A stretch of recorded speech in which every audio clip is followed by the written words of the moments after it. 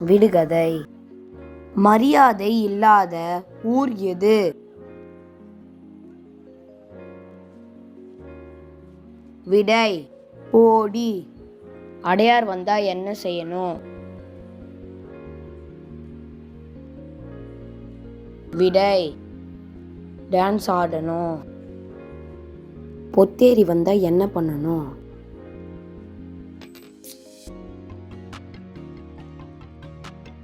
பொத்திக்கிட்டு இருக்கணும்.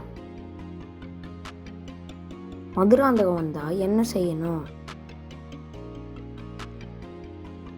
விடை மது அருந்தணும்.